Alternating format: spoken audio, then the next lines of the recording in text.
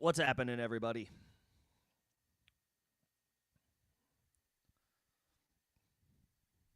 Happy Tuesday. Hopefully, it's a good start to the week for you. Hopefully, we got some wins this week 8, this past week, this National Tight End Week. Hopefully, your tight end did well for you. Sorry if you had Trey McBride and missed out on National Tight End Day, but National Tight End Day is like every Sunday that Trey McBride plays, so, you can't be too upset. Hopefully, it went well. Week 9 waivers today.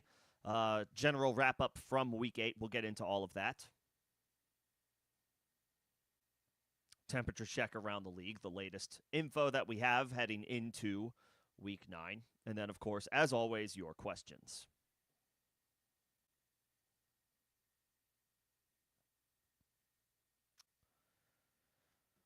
Plenty to get into. I will also talk about the injuries that took place, the ones that are fantasy relevant, of course. There was one more that I needed to double check on, but we will talk about the injuries that took place in week 8. Certainly will have an impact on whatever waiver wire choices you make.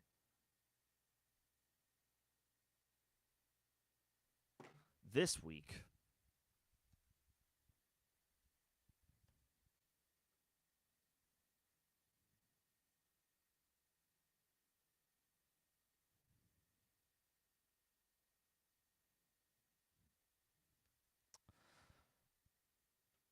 so let's start there. We'll start with the injuries.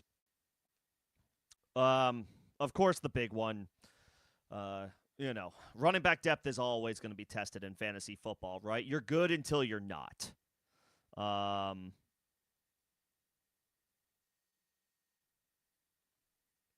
that's what happened if you have had Giants rookie phenom Cam Scatabo out for the season after a nasty injury, dislocated ankle. It was gruesome. Don't blame anybody who, didn't want to see the injury, didn't want to see a replay if they missed it. It was bad.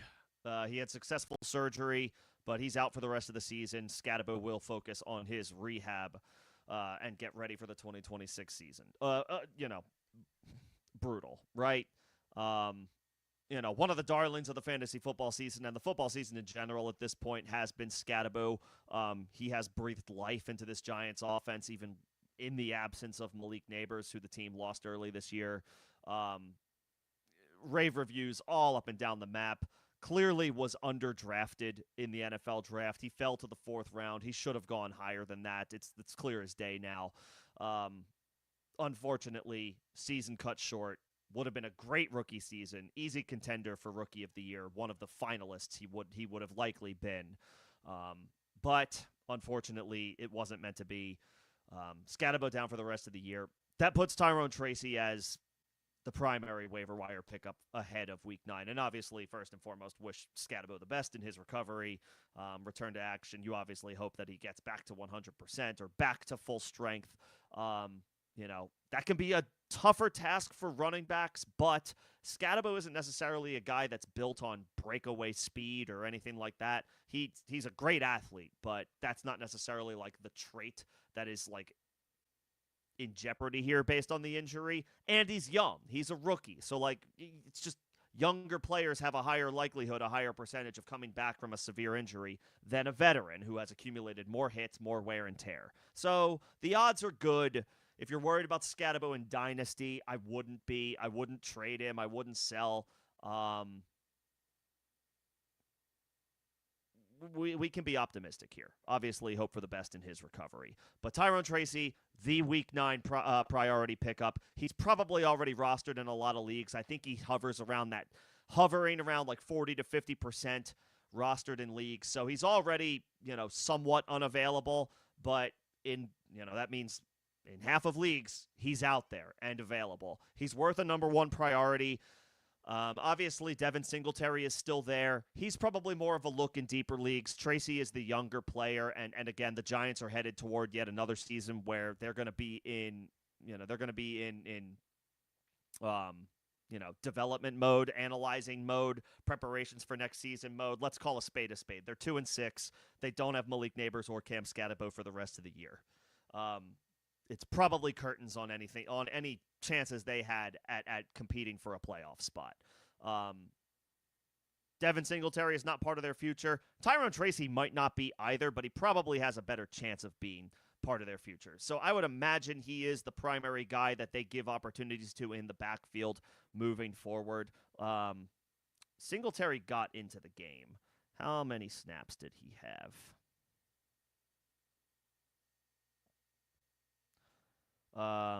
He played on 15% of the snaps. Obviously, this game is not indicative of what the backfield breakdown could end up being down the line because they went into the game with Scatabo healthy.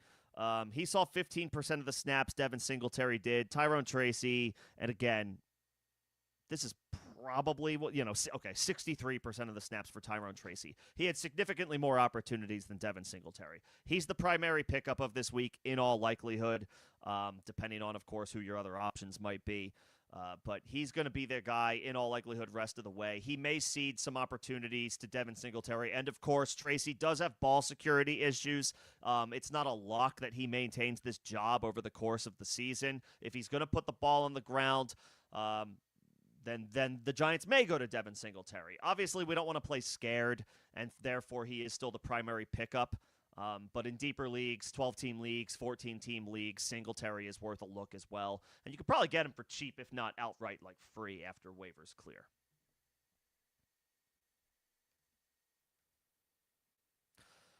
So that's the big one as it pertains to injuries and then the impact on waivers. Scatabo out, Tracy the primary guy. I mean, especially if you had Scatabo, hell, 35% of your FOB, like feel free to splurge on Tracy, especially if you need the running back help.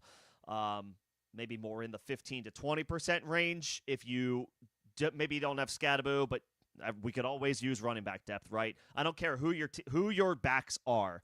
Everybody can use running back depth. You're good at running back until you're not. So, 15 to 20% is fine for non-Scatabo owners. You can go even higher than that if you did have Scatabo to get Tracy and he's available. And Singletary, a couple bucks in deeper leagues.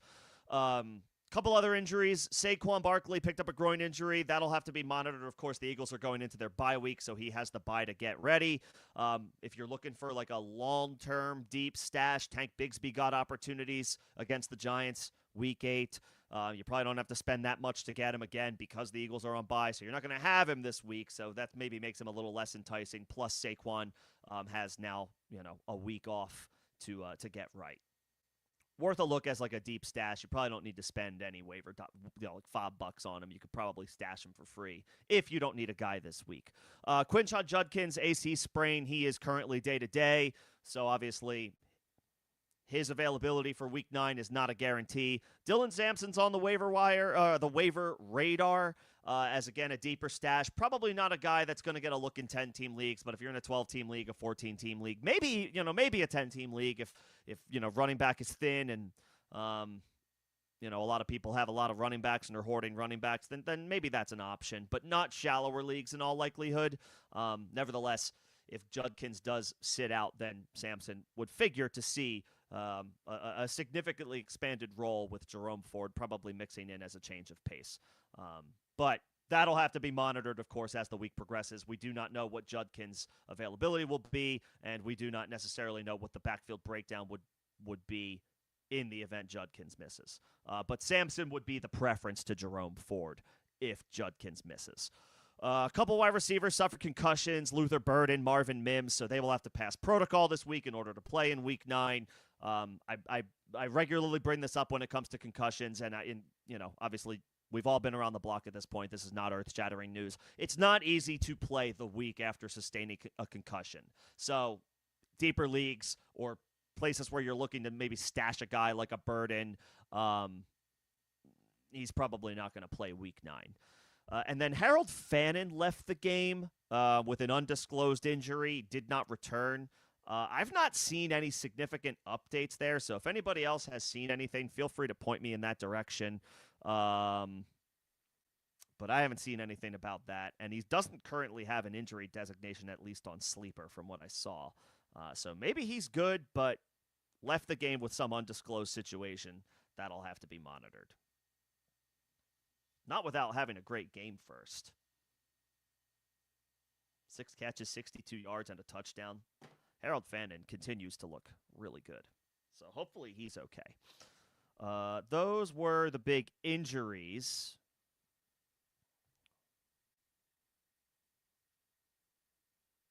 Let's see what else we have here. The Saints are turning to Tyler Shuck as their starting quarterback over Spencer Rattler.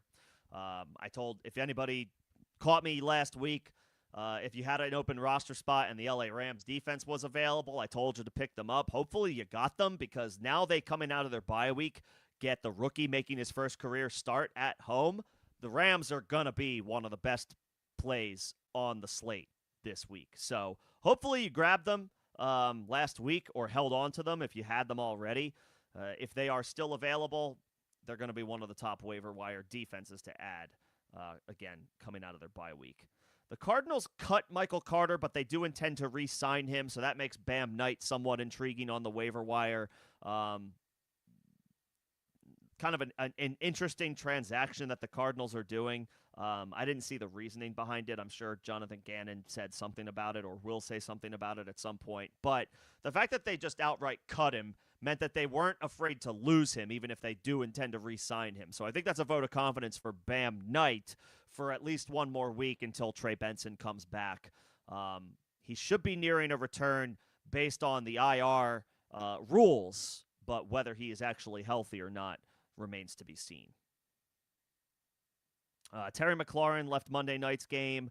I think it was it a quad injury? It was a quad injury in the fourth quarter. The Commanders were also getting blown out at that point. It was a 3-score game in the fourth quarter, and things were not really going their way. So that could have been precautionary for the Commanders. Obviously, Terry has not had a clean bill of health all year this year, so we can't necessarily just chalk it up to that. So McLaurin's health will be one to monitor going into this week. If he is able to play, it does look like he should be able to get Jaden Daniels back this week. Isaiah Pacheco, I almost forgot about this one. Considered week to week with a sprained MCL. We're probably looking at a multi-week absence now for Pacheco. Kareem Hunt, probably a big beneficiary here.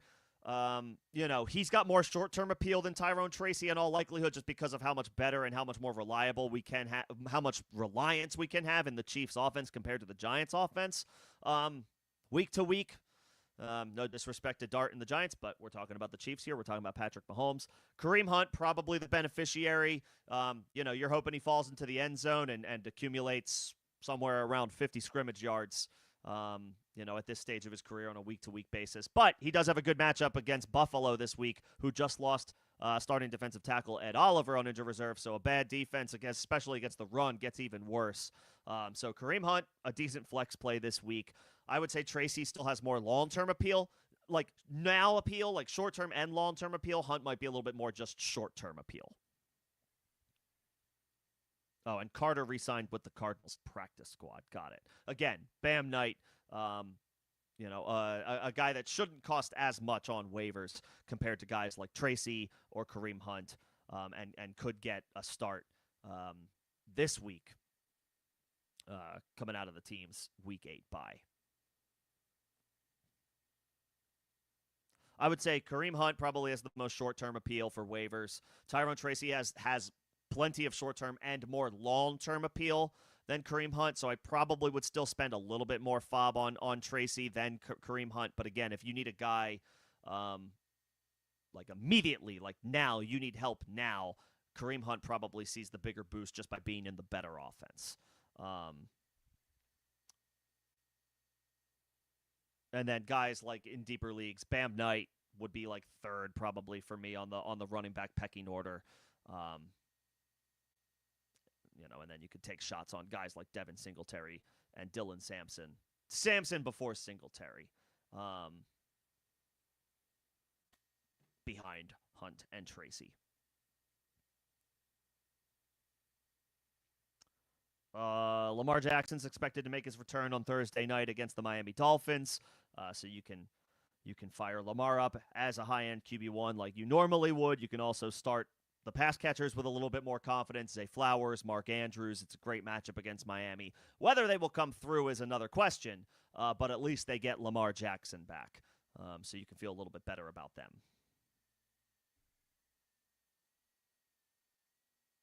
And the Panthers, head coach Dave Canales suggested that Rico Dowdle could get more opportunities moving forward. That would make sense. He has looked like the better running back.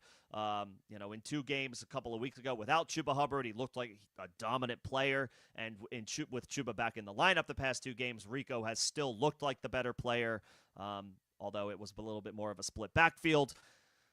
The coach speak seems to indicate that Rico should be getting more opportunities moving forward. So you can continue to, if you held steady with Rico over the past couple of weeks, weathered the storm while the team experimented with both Rico and Chuba, it looks like your patience could be paying off. Rico has looked the better player when given the same opportunities. He should get more opportunities than Chuba moving forward if we are to believe the head coach.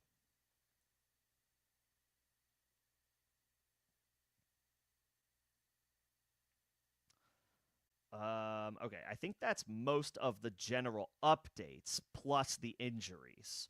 So I mostly talked about the running back waiver wire pickups. DK for the Titans at wide receiver is certainly worth a look if you could use some wide receiver help. If Troy Franklin is still out there, he's worth a look. Jalen Noel looks good for Houston.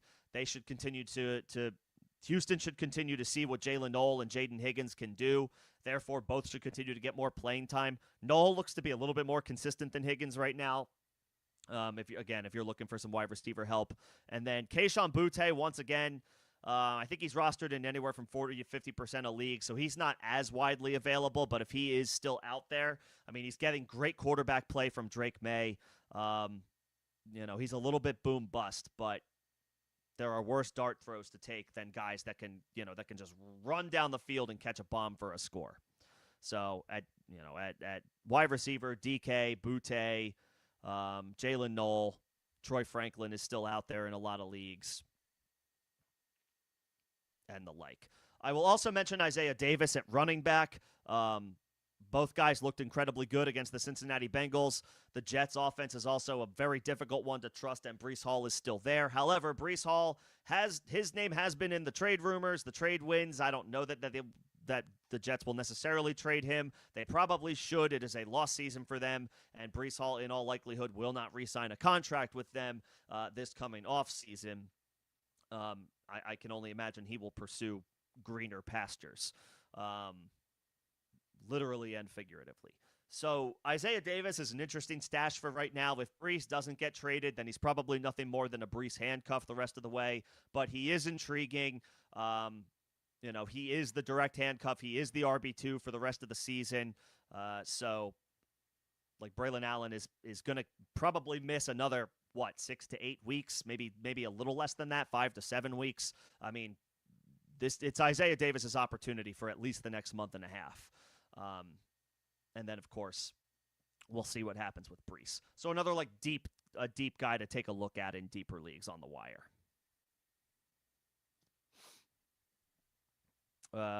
Let's see. At quarterback, I mean,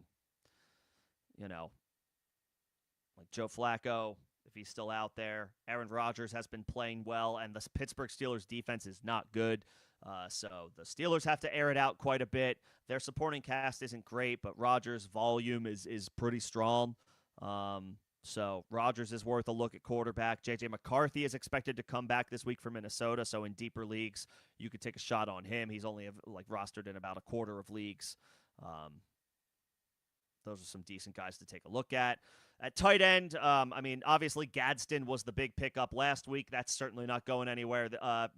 Looks like rest of the way, to be honest. He could be a top 8 option rest of the way. So that's all I have to say about that. He's probably not available anymore.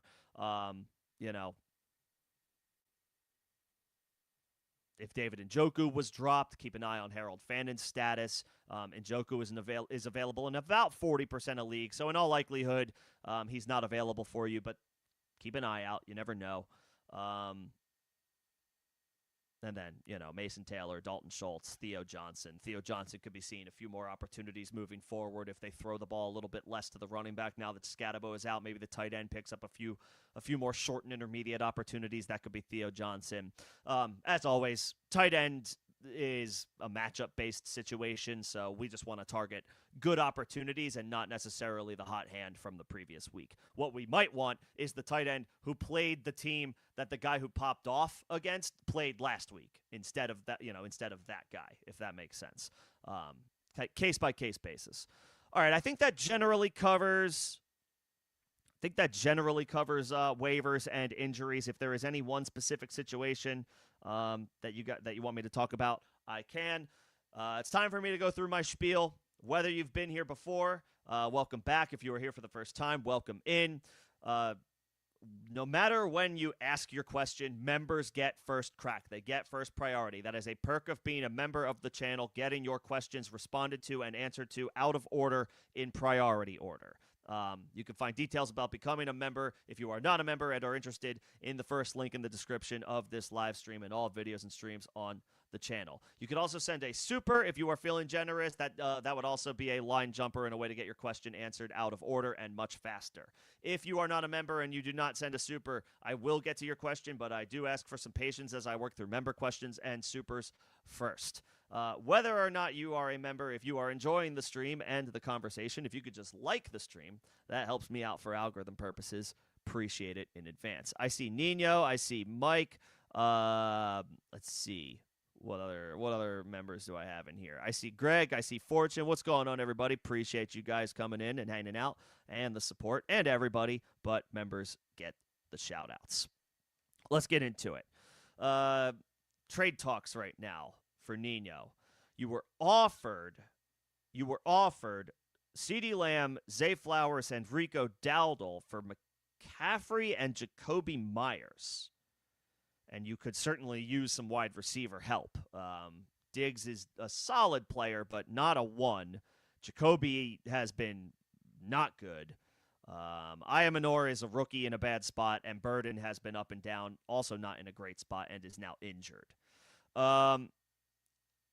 Yeah, I would do this trade, Nino. If you're the one getting the CD side, I mean, giving up McCaffrey hurts, obviously, and it might feel a little gross selling him after a bad week. It's almost like you're selling low on him. But I actually don't think you're selling low in this situation because Jacoby has been a nothing burger to this point, and the Raiders' offense looks terrible. Geno looks bad.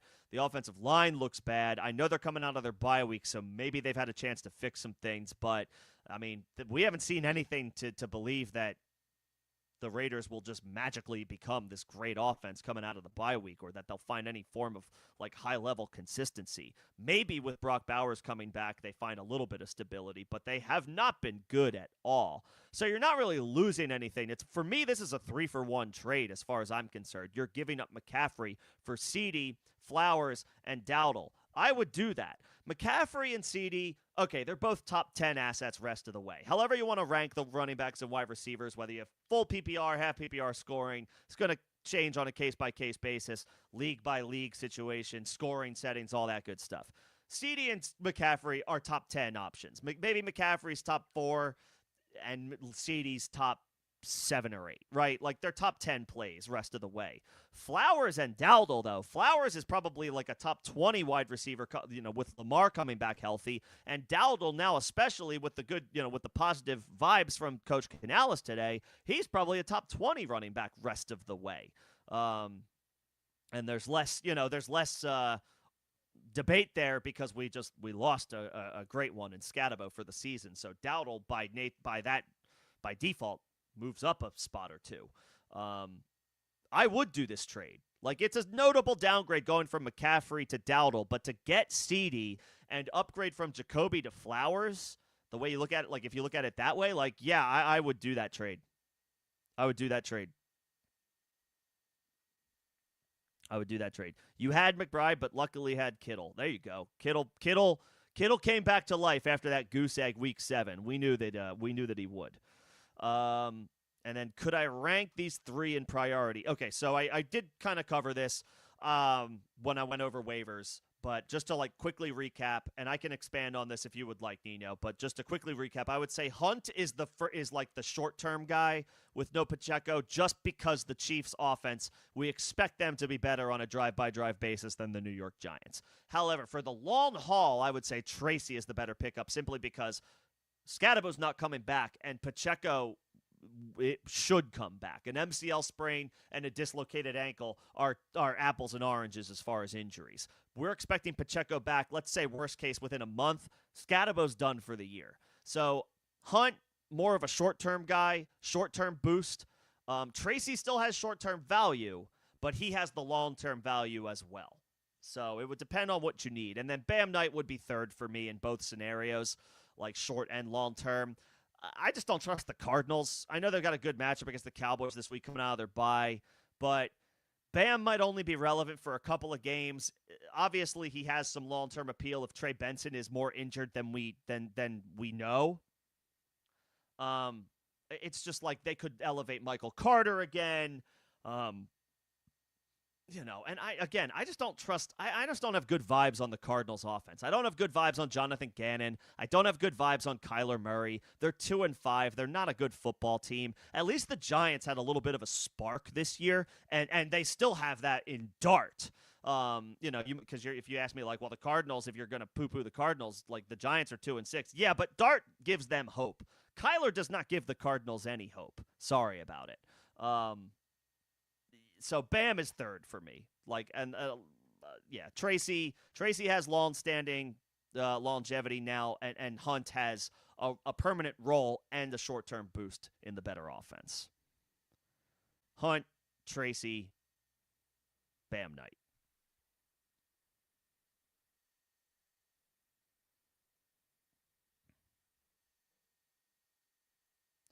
All right, moving on down through the member questions.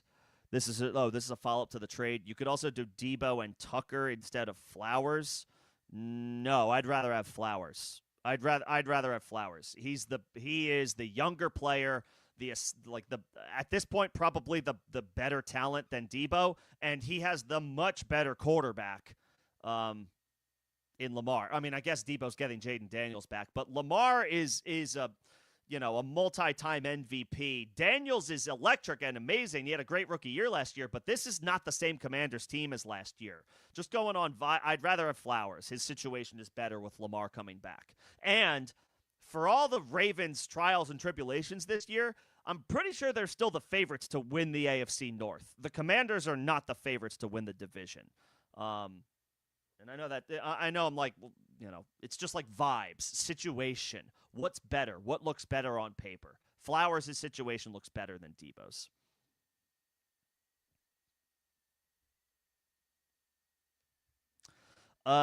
Greg and Fortune, hello again.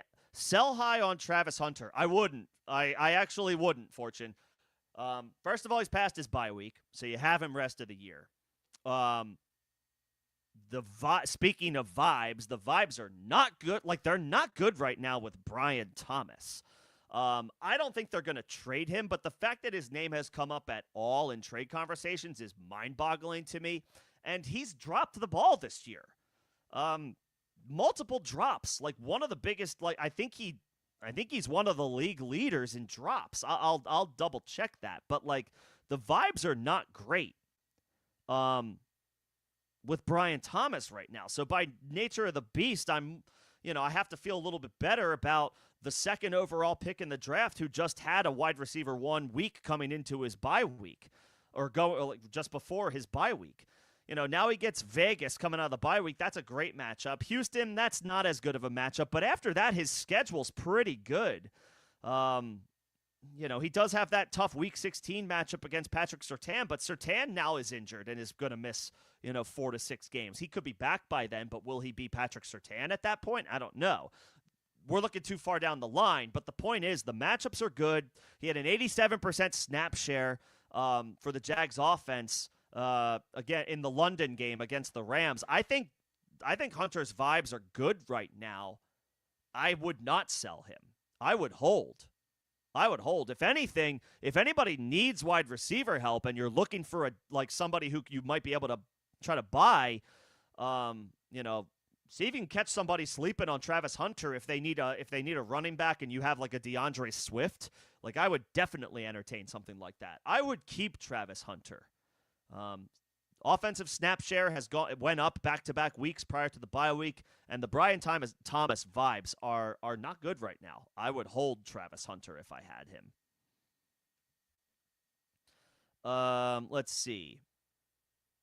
Greg has McCaffrey, Dobbins, Aaron Jones, and Woody Marks. And regardless, so what? And then I guess the main question is, do I suggest going hard after Tyrone Tracy? I don't care. Respectfully, this is kind of for everybody. I don't care who your running backs are. Everybody needs running back depth. I don't care if you have Jonathan Taylor and you drafted Quinshon Judkins and who else do you have? You bought low on Derrick Henry. Or if you've got like an awesome, maybe you drafted Breece Hall in like the 5th round, like you could have a great stable of backs. Maybe you picked up Rico Dowdle. Everybody needs running back depth. So regardless of the names that you listed out, Greg, yes, I want you to go after Tyrone Tracy. I want you to drop 15 to 20% of your FOB on him. Maybe even 20 to 25% of your FOB if you feel like your wide receivers are strong and you just want to shore up running back. Because Tracy now has theoretically like season-long value. I mentioned earlier, he could be a guy that cedes work to Devin Singletary, especially if the ball security issues from last year rear their ugly head again this year, and they certainly could. If anybody puts the ball on the turf, unless you're Ramondre Stevenson, you're probably going to see the bench pretty quickly. Tracy is I can't imagine Tracy is any different, especially because, again, he had fumble issues last year. So he's not a lock to hang on to the job, but the Giants are back yet again in another year of evaluation mode, and I can't imagine they view Devin Singletary as a more likely asset for their future more than Tyrone Tracy. They might as well see what they have. They can run him into the ground if they want to be honest. I want everybody to go after Tracy, as long as you're not dropping an obvious player to make it happen. I wouldn't drop any of those guys, but I would, if again, a wide receiver 5, a tight end 2, a second defense. That's what I would be looking to drop.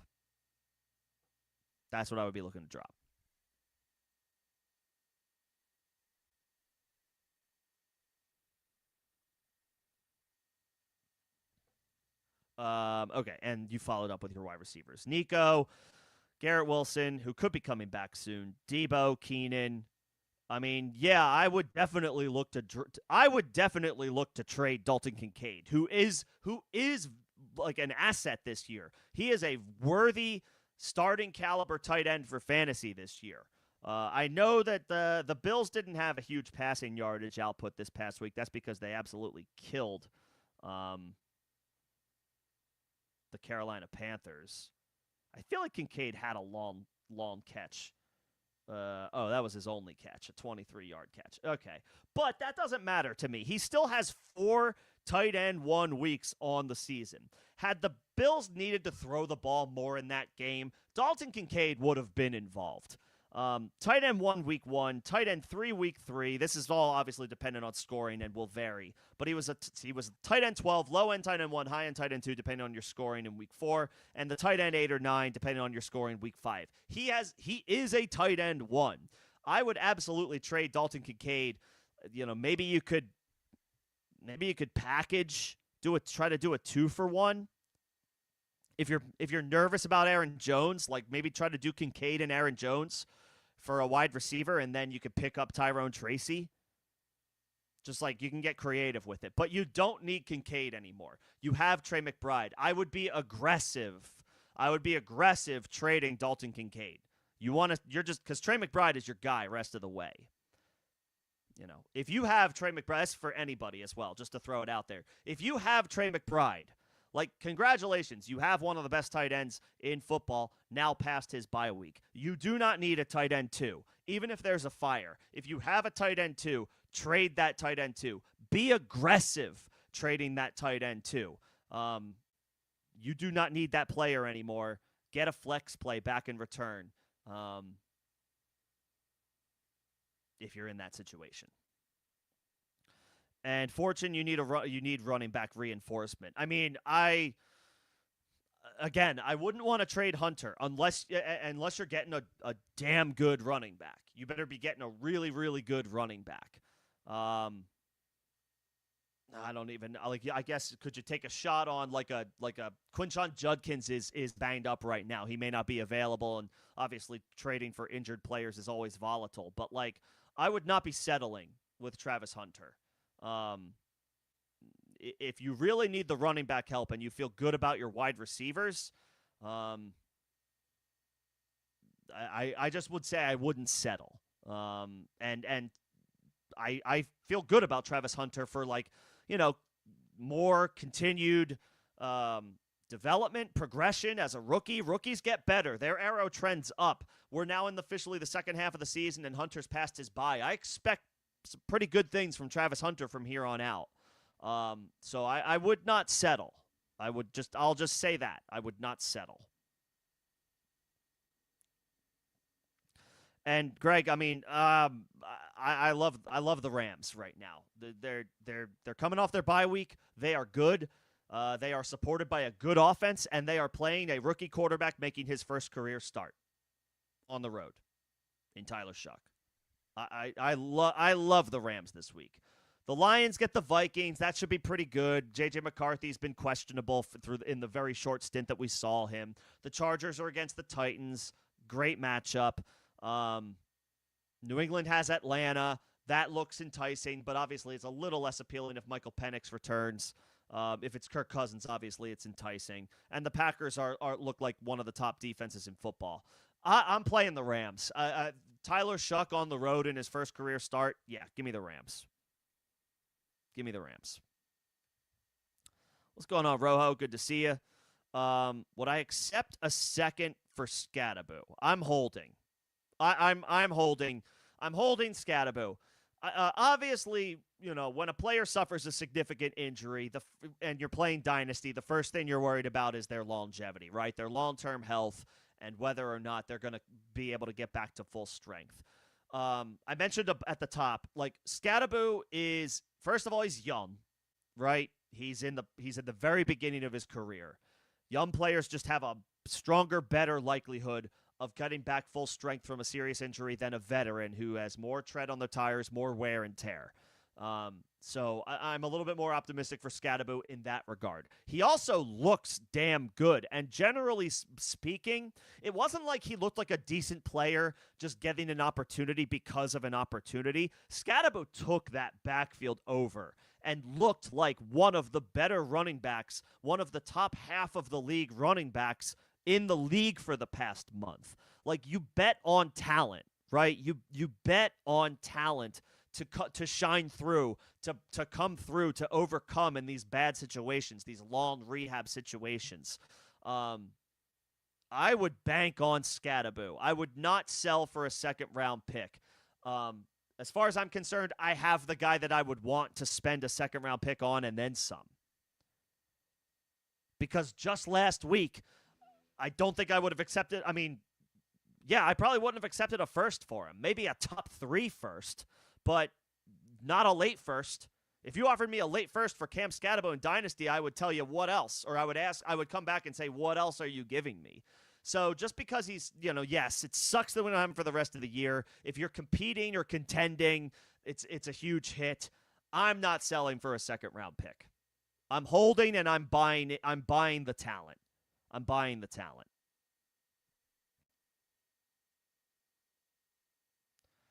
And then Greg, really quickly, and then I will go back up to the top. Do you drop any other wide receivers? No, I'm not dropping those wide receivers to pick up Tracy. I guess if you were to drop anybody, I guess it would be Kincaid, but I would try to be aggressive trading Kincaid. I know we got a short window here to make it happen with waivers running tomorrow. But I would look to do a package deal to move Kincaid, free up a roster spot, and then you can spend your money on Tracy. You may get outbid on Tracy anyway. There might be somebody desperate out there who goes all in on him. I don't want to go all in on him. But I definitely am fine with 15 to 20% for non-Scatabo owners, and then, the 30-35% range for Scatabo owners and or somebody who just needs the running back depth.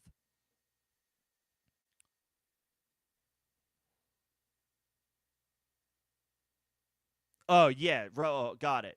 If you're dead in that, like if you're like I am tanking and on purpose, and losses are actually wins for me, I'm holding Scatabo. I'm absolutely holding Scatabo. I'll bet on the talent and the youth to overcome the bad injury here. But that's great to see about the other two leagues. As far as I'll get to Jacoby Meyer. Like my short answer is no, unless you're desperate, Rojo. And I don't know what situation would call for that necessarily. Jacoby Myers. If I think that's who you're referring to, not like a Jason Myers. He's been bad. Like he has not been good, and the Raiders in general have not been good. Maybe it's more of an indictment on you know, the Raiders, but he hasn't been good. We have to see what the other options are later this week. Okay, that gets me to all of the member questions. I will now get to anything else starting at the top. About to get, you may not still be in here, but appreciate you popping in and saying hi. Rashee Rice is a stud. Rashee Rice is a top 5 wide receiver rest of the way. Congratulations if you stashed him in your league. You are now reaping the benefits of having a top 5 wide receiver rest of the way. Glad to see that he pulled out the dub for you. I would not drop Monangai. He has forced a committee with DeAndre Swift. They've got a couple good matchups left that are favorable for both guys, but I would hold Monangai. I would let this situation play out. I do not think DeAndre Swift is necessarily a rest of the season bell cow for the Bears. Monangai's splits. Give me a second. I know he's getting involved. Yeah, I mean, he's getting 45 and 46% of the snaps the past couple of weeks. Both back-to-back highest marks of the season. He's basically almost a 50-50 player at this point, Monangai. Swift is getting more opportunities, but he is not dominating the snaps, which means Monangai is going to get more opportunities as the season progresses, I would think. Two great matchups. We just saw both Breece Hall and Isaiah Davis pop against the Cincinnati Bengals last week. That is the Chicago Bears opponent this week. It would not surprise me if Monangai put up a respectful flex performance this week just based on how bad the Bengals defense is, especially if they're without Trey Hendrickson, who has been in and out of the lineup with injuries, and I do not think is a lock to play this week. I'm holding Monangai. I'm holding Monangai.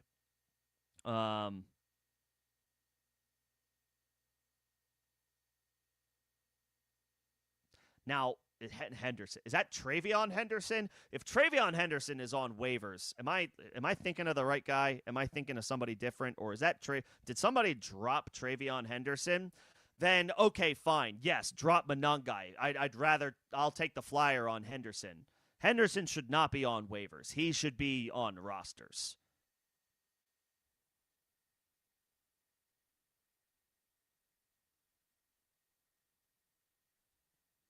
Like Henderson should be on rosters. That if he's available, then that's the top guy that you should be going after.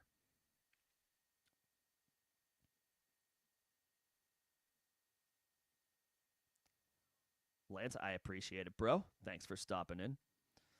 Yeah, Tez, Tracy, Henderson on waivers. That shouldn't be a thing. Pick up Henderson.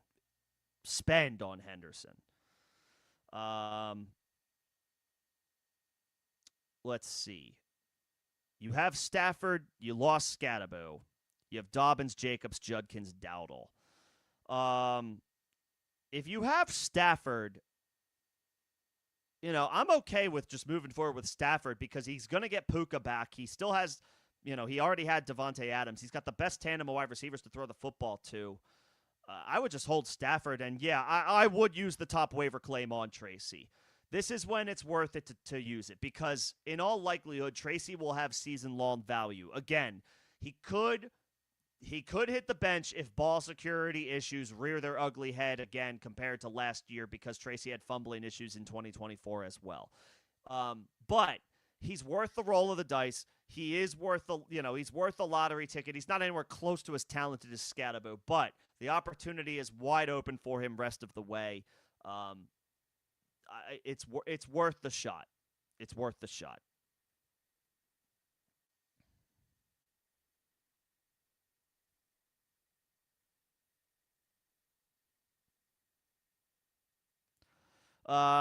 First waiver claim to get Tracy. Sure. I mean, yeah. If again, we all need running back depth. I'll say it. This is the perfect situation to just keep repeating. You're good at running back until you're not, right? Injuries that they snowball. We lost Scatabo. Saquon picked up a groin injury. Judkins picked up an AC sprain. Pacheco picked up an MCL sprain. That was just this week.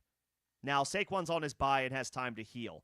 But we lost Scatabo. Judkins may have to miss a week. And Pacheco's out for 2 to 4 weeks. I know Pacheco's not great. He's not a guaranteed starter by any means, but he is depth that is on every roster in every on a roster in every serious league. We all need running back depth. So, sure, again, I think it's worth it. I think it's worth it to pull the trigger if you have a top waiver claim or if you want to spend 15 to 20% of your FOB as a non-scat owner to get Tyrone Tracy. It makes sense. It makes sense. He's not without his risks because of his issues with ball security. But he's worth the roll of the dice because Scatabo is done for the year.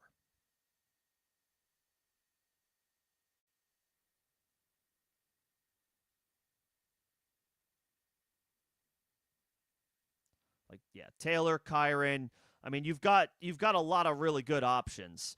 You have Chase. I like Travis Hunter as an ascending option at wide receiver. You're pretty loaded at running back, which is great. But again, I don't mind if I have 7, 8 running backs, in a league that I only start 2 wide receivers. Even in leagues I have 3 wide receivers, or I have to start 3 wide receivers. I'm hoarding running backs like weapons in the zombie apocalypse. I want running backs. If I think I have enough running backs, I probably don't have enough running backs. So I am fine grabbing Tyrone Tracy, even if you've got good running back depth.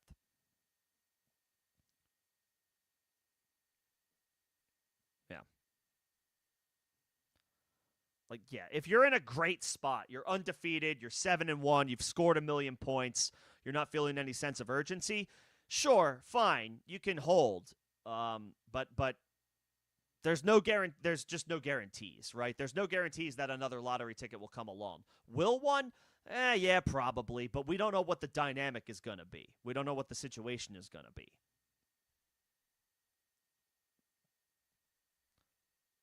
What's going on, Jake? Good to see you.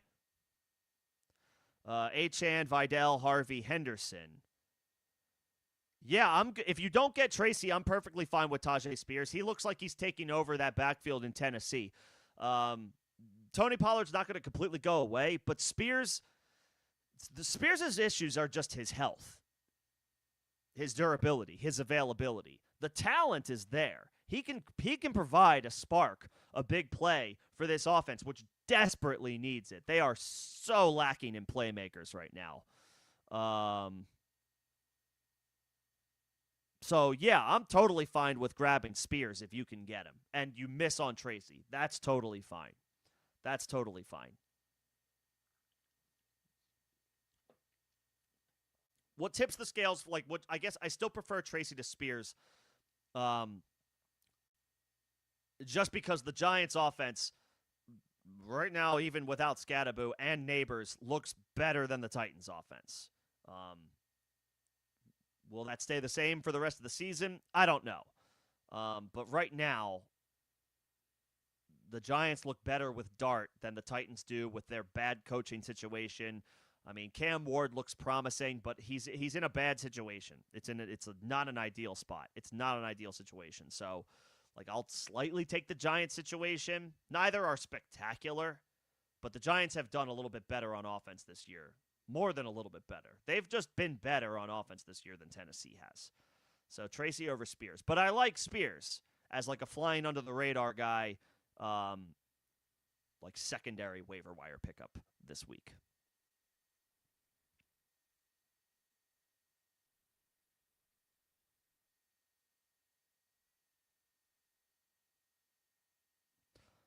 Let's see.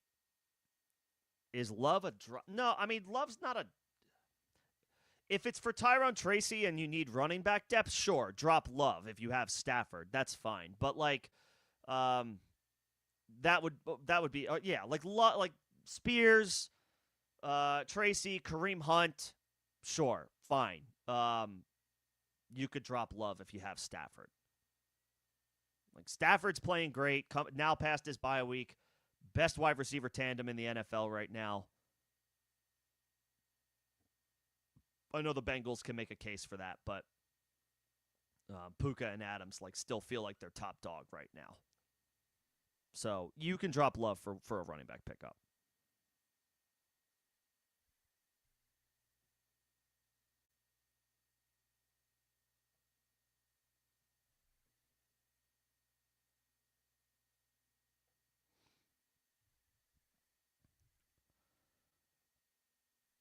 Let's see. You picked up Bam Knight yesterday and traded Bam and Fannin for Debo.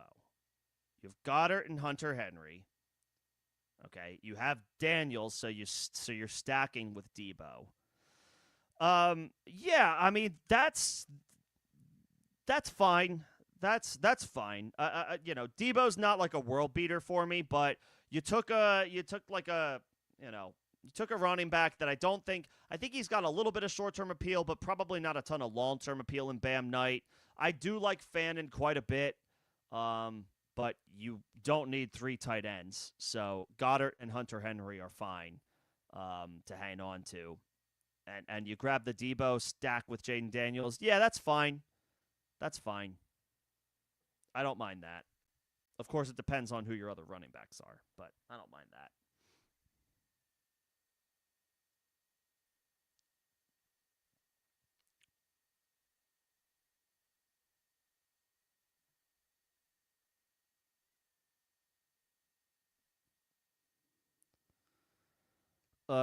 Let's see.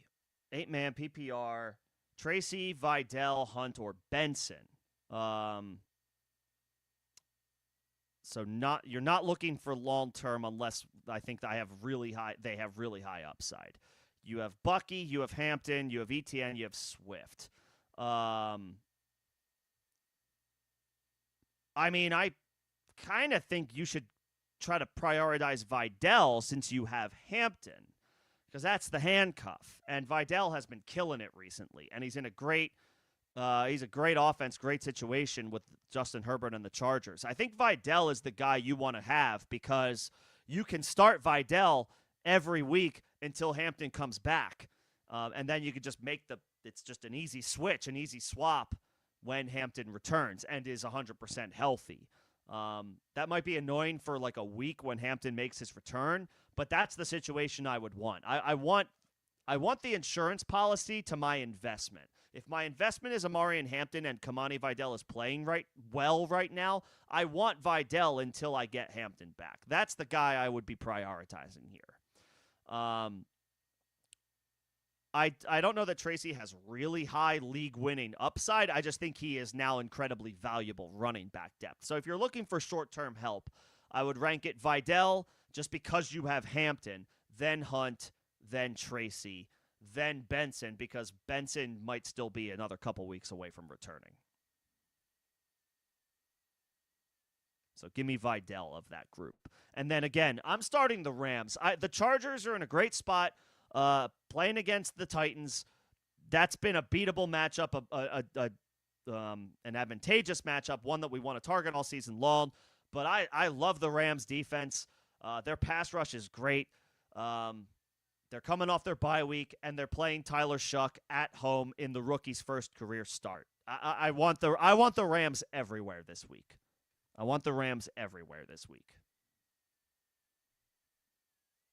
Yeah, like Chargers are in a good spot. The Patriots are in a good spot. The Browns have a good defense. The Lions are in a good spot. They may have been dropped because of their bye week. There's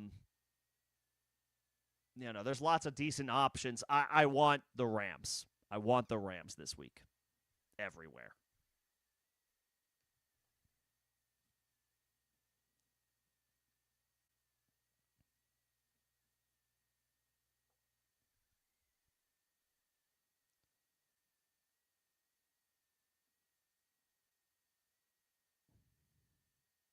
Who do you have as a wide receiver, Greg? What's 2? Is that a miss? Is that a misfire? Let me know. Let's see. Where am I at?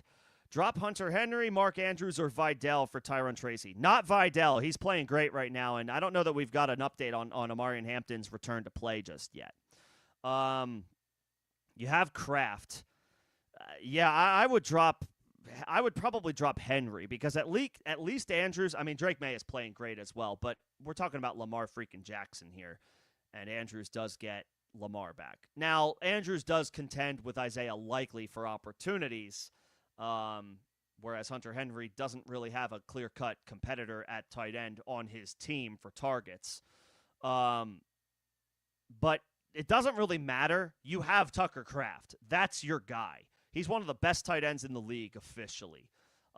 You don't need either one of those guys, Henry or Andrews. I would even try to trade one of the two if you can. If there's anybody in your league that's desperate for a tight end that is just like crawling and scratching at the waiver wire, one of those two tight ends, like honestly, take your pick. You could drop Henry, you could drop Andrews, you could justify either one. It doesn't really matter because you have Tucker Kraft. You do not need another tight end. I'll be honest, if you can't find a trade partner, I would drop both. I would drop both and pick up Tracy or Vidal. You already have Vidal. Tracy, Tyjae Spears, Dylan Sampson, Isaiah Davis. Like, I would be stashing running backs. You do not need those other two tight ends with Tucker Kraft. Oh, you have Tez. No, I would hang on to him. I would hang on to Tez. He's got some really interesting upside.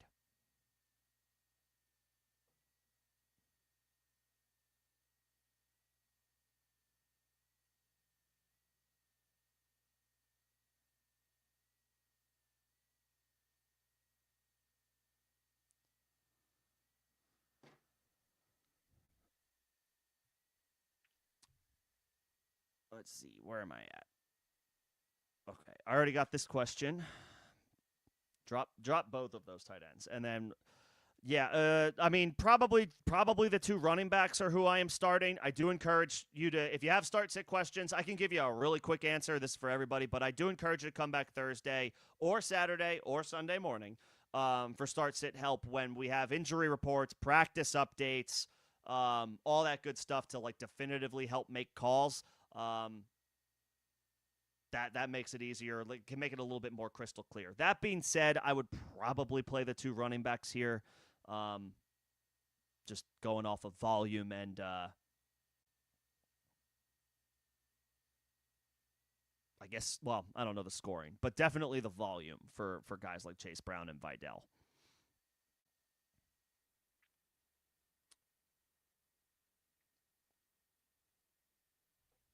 Yeah, the Geno Michael Mayers stack did not did not work out. Sorry about that, Rojo.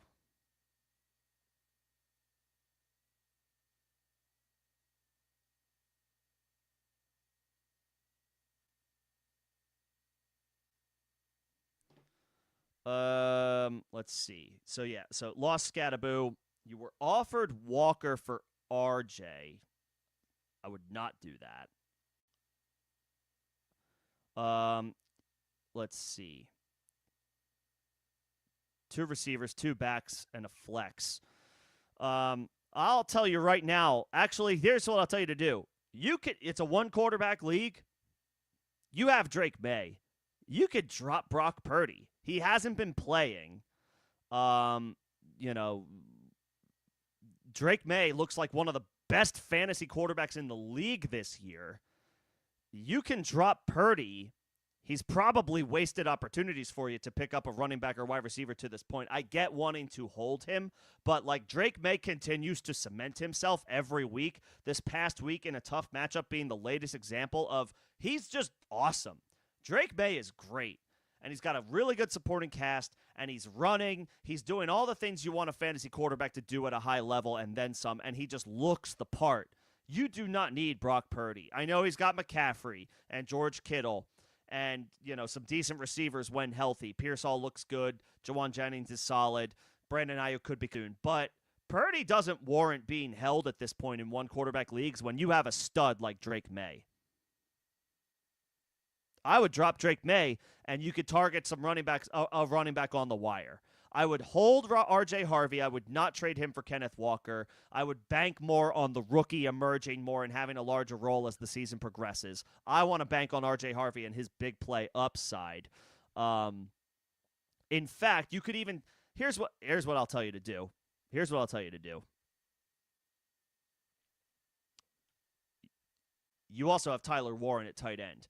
You do not – I like Harold Fannin a lot. You do not need Harold Fannin. I would see if there's anybody out there who is injured and or dealing with bye weeks at quarterback and tight end. Like, give Purdy and Fannin for, honestly, I wouldn't even ask for that much. Like a wide receiver 4, a running back 4, running back 5 maybe. Just like unload. These guys might have value for other teams. They are dead weight for you because you've got an elite quarterback in May and an elite tight end in Tyler Warren. I know their bye weeks are still to come. You'll deal with that when you have to. We don't need to wait, because don't they both have late buys, May and Warren? We don't need to worry about, week 13 for, another month. I would, move off of Purdy, move off of Fannin, and use those roster spots for more running back depth, more wide receiver depth, maximize your flex, protect your running back depth. That's what I would do. And I would hold R.J. Harvey. I would not trade R.J. Harvey. But you have a stud in Drake May.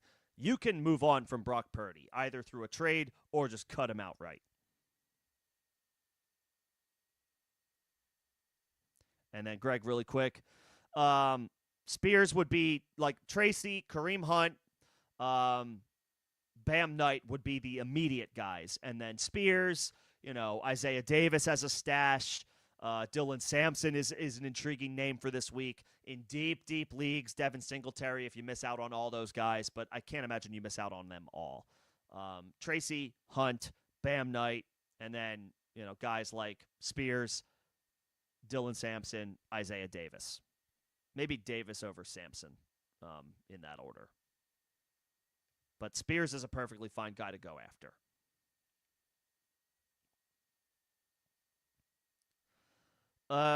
Let's see. Did D'Amico Ryan save his job? I mean, Houston they're scratching and clawing now.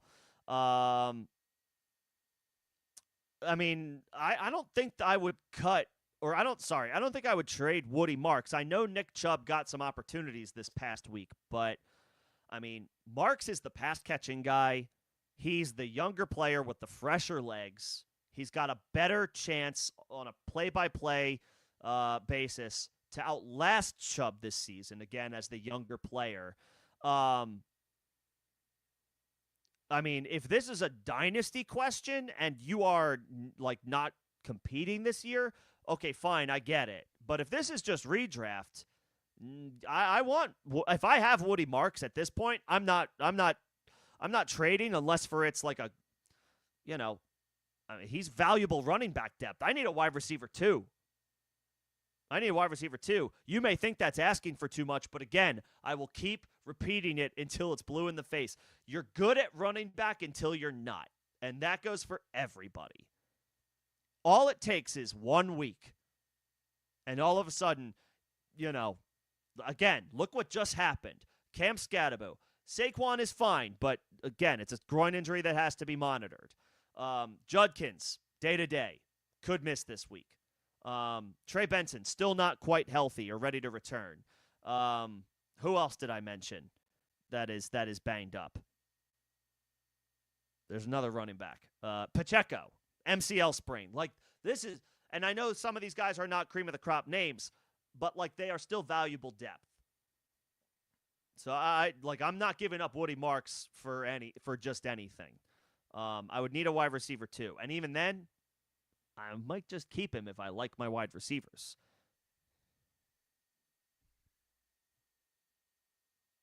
Always a dynasty question. So yeah, okay, my bad. So it depends, right? It's like, are you a contender? Are you 5-3? Are you 6-2? Then no way.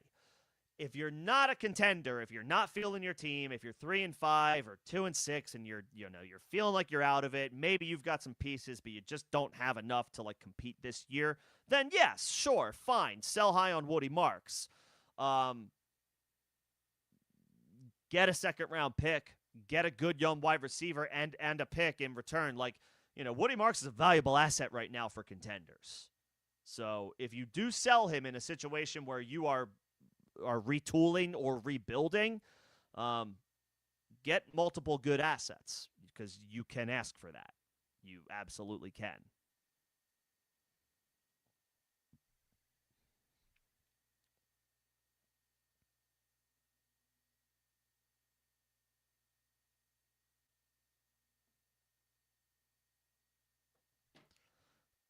Let's see. What else do we got? Yeah, Tracy's got like a solid floor depending on matchups. He's going to be valuable rest of the way. Bam Knight or Tajay Spears? For 1 week, Bam Knight.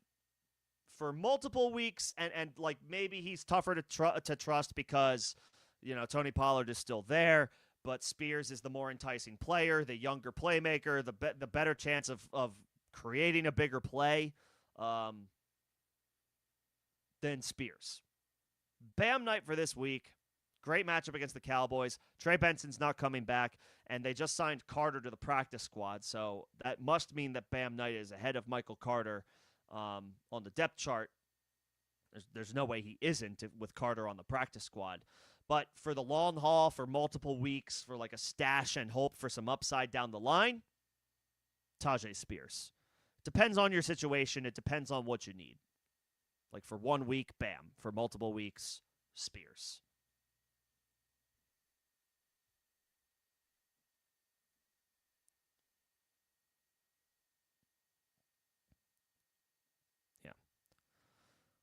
And then, yes, of course, if Pollard got traded, which I don't know how likely that is, but if he did, then obviously Spears would skyrocket up into relevance. All right, I see everybody's questions. I promise I will get to them, but I got a couple more member questions popping in at the bottom of the chat, so I have to get to them. Again, if you are a member of the channel, one of the perks is getting questions responded to in priority order. What's going on, Bobby? Good to see you. So we're 500. Love looks good. Jacobs had a kind of a weird week this past week, but he did get into the end zone. Javonte's been great. Kamara's fine. Dowdle is ascending. RJ Harvey is ascending. Benson is the stash. JJ Rice, great. Pittman, Sutton, Tet, great depth. Nice grab and stash with Watson. McBride's a stud. Again, Bobby, I like your team. I don't think there's any drastic improvements needed here. I like your depth at running back and wide receiver. You have an anchor at tight end in Trey McBride. And Jordan Love, we saw his ceiling against the Steelers on Sunday night.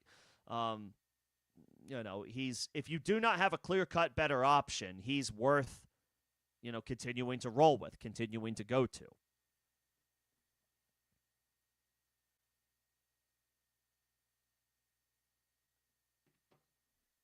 Like, it is I can't really, and I know, Bobby, your league is a little chaotic, as I think you refer to it as, and I know trades and deals get made quickly and rapidly, so by all means, let me know if anything comes up that you want to discuss, but, like, I like your depth, I like your team, I think your running back depth is good, I think your wide receiver depth is good.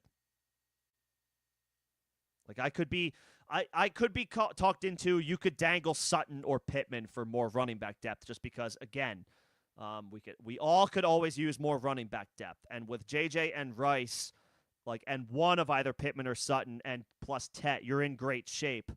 at wide receiver. You could go get a little bit more running back depth, but honestly, like that looks okay right now as is. Dowdle's trending up. Harvey's trending up. I think you're in good shape. Do I see Brees or Wilson getting traded? Not Garrett Wilson. I like wide receivers just have a better chance, a higher likelihood of being cornerstone pieces for teams over the long haul than running backs do. We all know the deal at this point. Running backs get chewed up and spit out.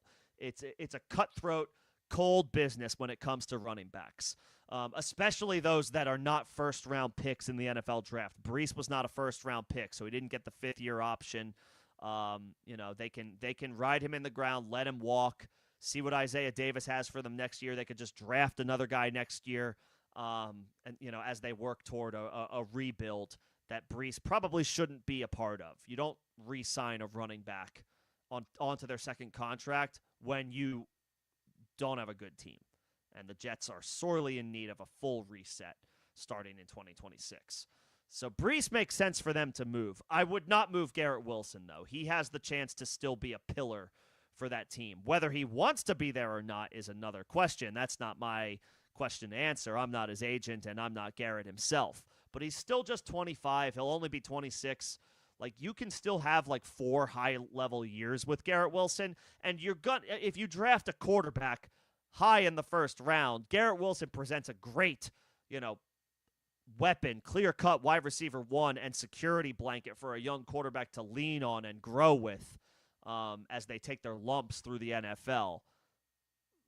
I would absolutely hold Garrett Wilson, but it would make sense for the Jets to trade Brees in a lost season where the chances that he is back next year is highly unlikely. But I'm not Woody Johnson. I am not in the Jets front office, so what do I know?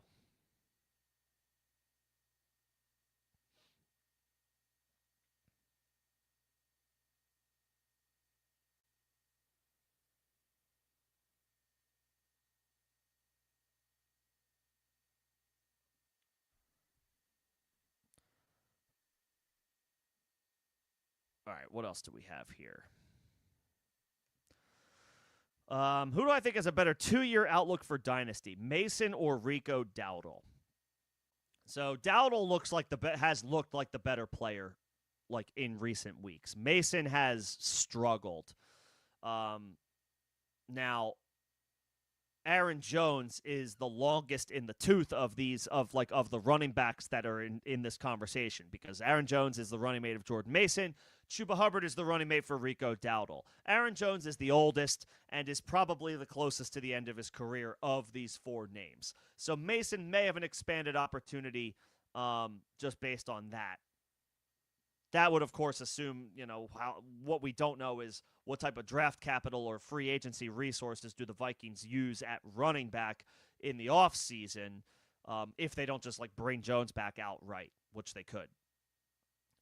Rico looks like a much better player, not just better than Jordan Mason, but better than his running mate, maybe more importantly, in Chuba Hubbard.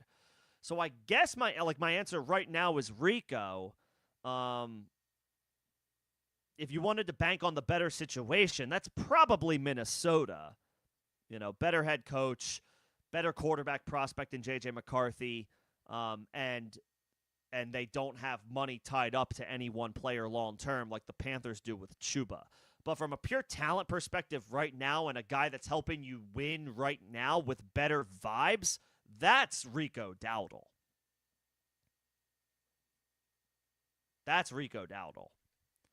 So just by nature of the beast, I have to say Rico. Because he looks like right now he's got the highest value. He's got the highest value. I don't know who has the better outlook, but I can tell you who has the best value right now, and that's Rico.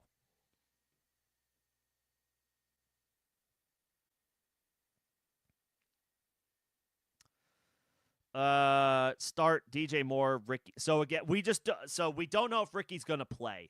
For start sit questions, I encourage anybody who has start sit questions to come back on Thursday ahead of my Thursday night football stream, or on Saturday, 5 p.m. Eastern, Sunday, 11 a.m. Eastern.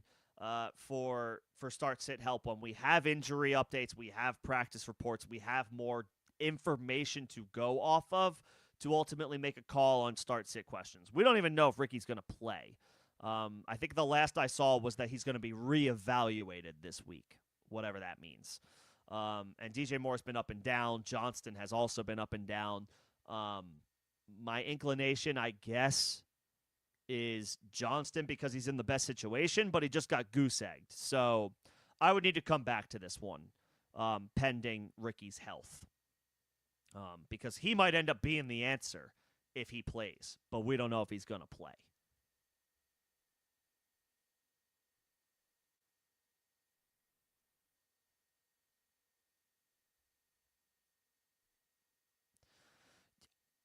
You dropped Bill. Look, I get it. He's been really bad. And he's not getting passing down work. Or he's not getting receiving work. He's pretty much just like the team's runner. And if the team is trailing, then Bill doesn't have a ton of value. I will say this, though, and I don't know if this is going to save Bill, but I would say the chances are better than not that it at least helps him out. Jaden Daniels is coming back, right? Like, he's been in and out of the lineup this year. I think Mariota has like 3 starts already this year. He has at least 2. So Daniels hasn't been 100%. When Daniels is back in the lineup, this offense is just naturally going to be better than when Marcus Mariota is the starting quarterback. So that's the only thing I would say here. I understand Bill is he's probably left a sour taste in a lot of people's mouths with his recent performances. He hasn't been good, and right now there doesn't feel to be like a ton of optimism with Washington in general. But they are getting Jaden Daniels back. That's the only thing I'll say. I would try to hold on to Bill for another week or two. To see if his fortunes turn around with Jaden Daniels back in the lineup, but I get it. If there's a Tyrone Tracy out there, a Kareem Hunt, even a Tajay Spears, and you're just done with Bill, I get it. But I would make sure to get another running back. Don't cut a running back without getting a running back.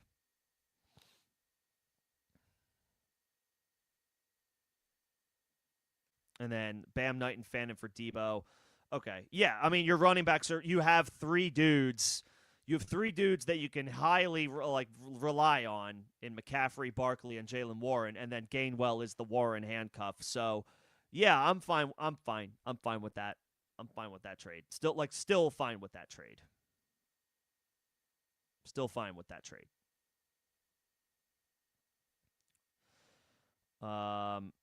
Start Flacco versus Daniels versus the Seahawks. So, again, we got to get the full scope of things. If Daniels is limited all this week, and he comes into the week with a questionable tag and the vibes are just kind of okay, then sure, you could start Flacco. But Flacco's got an injury himself. He's got a shoulder injury that forced him briefly from the game. He was able to come back into the game, but this is a 40-year-old man who's playing NFL football. He's going to probably be a little bit more sore on a week-to-week basis than your average quarterback. So, again, I don't with start-sit questions, I don't want to jump the gun on anything. I would encourage you to come back later in the week when we have a little bit more information in the form of injury updates. If Jaden Daniels is full practice Wednesday, full practice Thursday, full practice Friday, no injury designation, looks great, full go, no limitations, he's ready, I'm playing Jaden Daniels. But if it's, limited, questionable, gonna play, but maybe he's less than 100%, then maybe it's a different story. But we got to see practice reports and injury updates first before we make any definitive calls.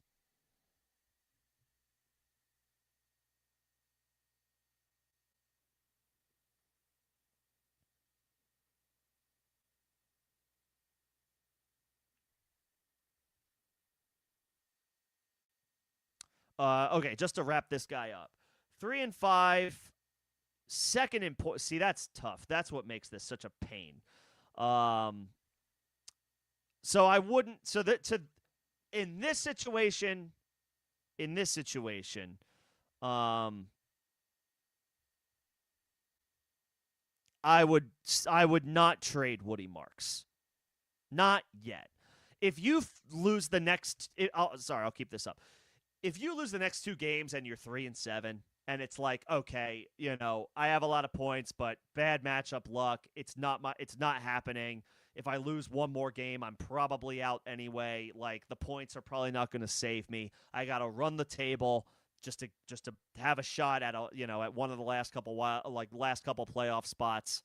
It's not looking good. Okay, fine, trade Woody. But in this specific scenario, I wouldn't trade him yet because you do have those points. Like 3-5, you're not dead yet.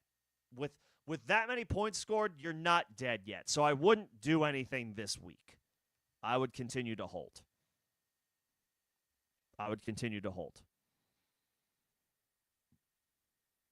Keep in mind on Woody Marks, this is the last thing I'll say on Woody Marks, especially as it pertains to Dynasty, the Texans traded up to get him. It's different from like, oh, they drafted him in the 4th round, like whatever, he could be replaced next year. They traded up. They traded assets to move up in the draft to acquire him. I think that carries more weight than if they had just like stood pat and took him without making a trade. They identified him and moved up to get him. That's just my 2 cents.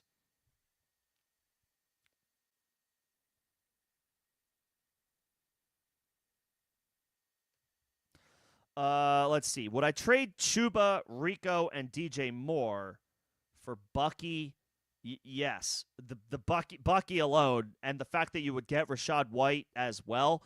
Yes, Bucky is a rest of season, like has the highest chance of still being a difference maker of this group. I love Rico Dowdle. He's more of an RB2.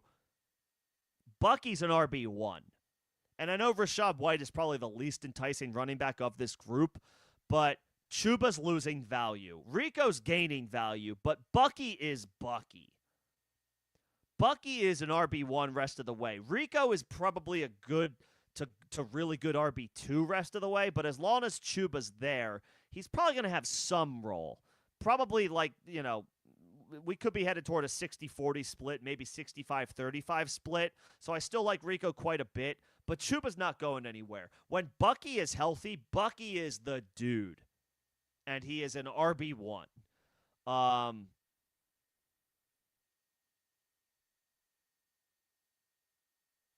I quite like reacquiring Bucky. Now, obviously, it's volatile, it's risky, trading for a guy who's injured. But I think he's expected back after the team's bye week. So the buy low opportunity is there. Not that this is a buy low. You're giving up good pieces theoretically in Chuba and Rico. But I would probably rather have. Actually, I might slightly prefer to have Rachaad White than Chuba because I guess in general, I'd rather have the running back tandem in the better offense attached to the better quarterback. And Tampa Bay is a better offense, and they have a much better quarterback than Carolina. So, yeah, I'll take Bucky and Rachaad over Rico and Chuba, and that, despite as much as I like Rico. Bucky's an RB1. DJ Moore for Calvin Austin, sure, fine. On paper, DJ Moore is the better player, but DJ Moore has not been the DJ Moore of old this year. So that's kind of negligible to me, honestly. I want Bucky Irving.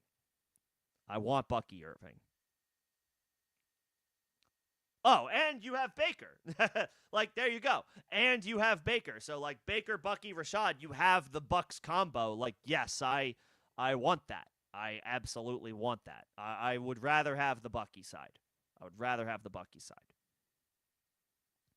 100%.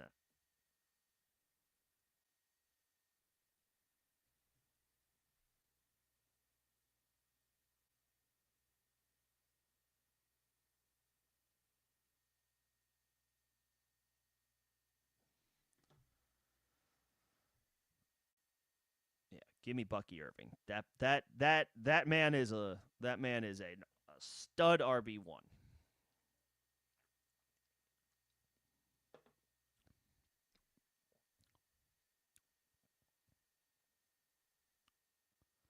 Coming up on the end of the chat, so your wait for questions to get answered will be pretty short from here on out. Appreciate everybody's patience as I work through my my structure of members first, followed by other questions.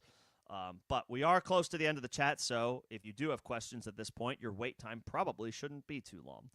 And I'm happy to stick around and continue to talk shop for a bit longer.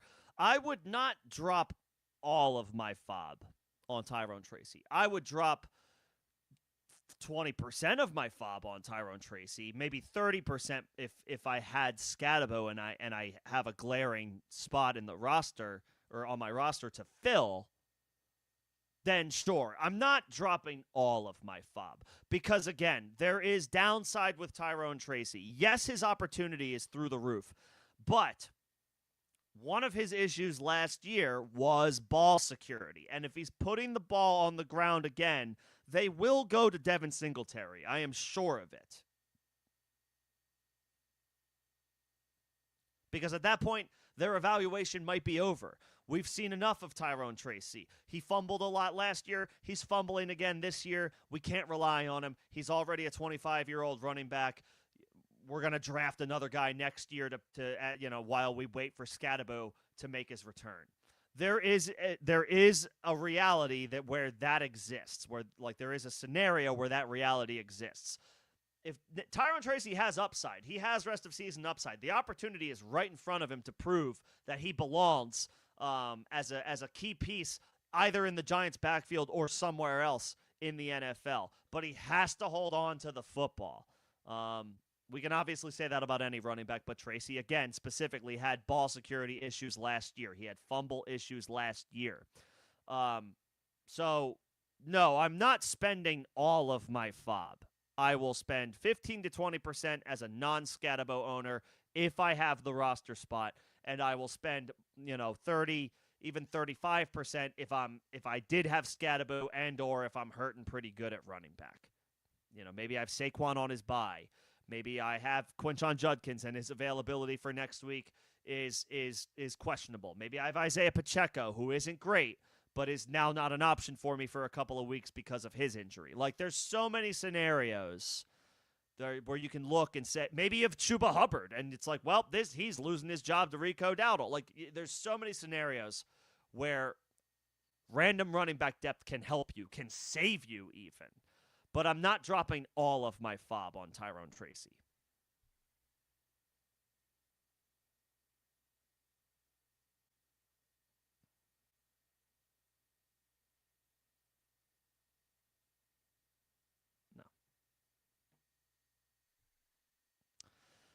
Greg, no apologies needed. If you have questions, that's what we're here for. Let's see. Try to trade Kincaid and drop Love for Tracy. That's what I would do because you have Matthew Stafford. I don't necessarily want to drop Jordan Love just in a vacuum, but running back depth is more valuable than a QB2 in a one quarterback league. That's just the nature of the beast, and that's just my typical strategy. Like, okay, fine. If I am absolutely loaded at running back and I've got a couple of dart throws at quarterback and I want to hang on to them and play the matchups, okay, fine. But I think Stafford has elevated himself past that, tier this year, throwing the ball to Puka and Devontae Adams. So Love is valuable, but he's not as much of a hold in a one-quarterback league where I have Stafford. And I could use some running back depth. So, yes, I would. And then, again, you could even try to get Love back if you can successfully trade Kincaid.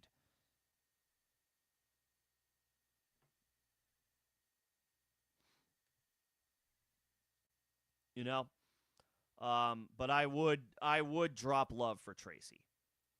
And then you could even try to get Love back. And I would absolutely be aggressive trading Kincaid. If you have, this is for anybody.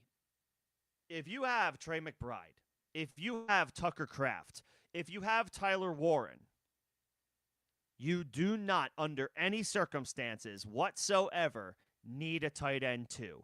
If you happen to have one of those three guys, two of whom are now past their bye week. Tyler Warren's bye week is still to come, but it's not for another month. if you happen to have a viable, serviceable tight end 2 behind a Trey McBride, Tucker Kraft, Tyler Warren, and there is somebody else in your league who is hurting at tight end, you want to be aggressive trading that tight end 2 in that scenario. And if that scenario does not exist, then just drop that other player. I don't care if it's Mark Andrews. I don't care if it's TJ Hawkinson. I don't care if it's Hunter Henry. When push comes to shove, you don't need 2 tight ends when you have a stud tight end. I would much rather have random running back or wide receiver depth.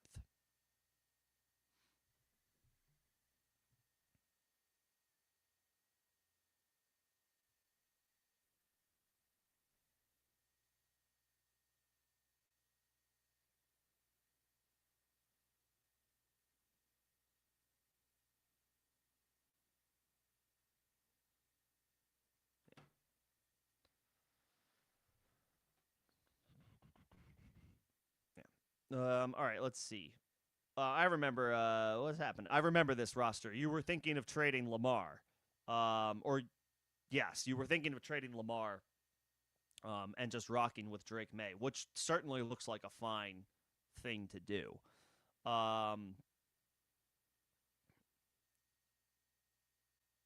Drop Johnston for Vidal or Tracy. If you only start 2 wide receivers, then fine. I know he just goose egged, but I don't really want to drop Quentin Johnston. That being said, if Vidal is out there, I'm okay. Would I rather have Vidal than Tracy? I guess I would rather have Tracy just because of the rest of season upside, the rest of season appeal. Unless you have Amari and Hampton. If you have Amari and Hampton and Kamani Vidal is still on waivers, then I would prefer to have Vidal just because you have the handcuff, you have the insurance policy for as long as you need it until Hampton comes back healthy, and hopefully he comes back sooner than later. But if you don't have Hampton, then I would probably prefer Tracy in a vacuum just because Scadaboo is not coming back this year, which we know. I'd rather not drop Quentin, but I'm fine with that if that's like what you have to do to get one of those running backs. Yeah. I would. And then I would think unless everybody is rock solid and set and forget at quarterback, I would think the fact that Lamar is coming back this week and is expected to start and play on Thursday would increase the chances that you can make a trade happen. Like, could you trade Lamar? I don't want to tell you to trade Quentin Johnston right now because after a goose egg, his value is in the toilet. Like, could you trade Lamar and Shakir for a running back upgrade? I'm trying to think who you could go after.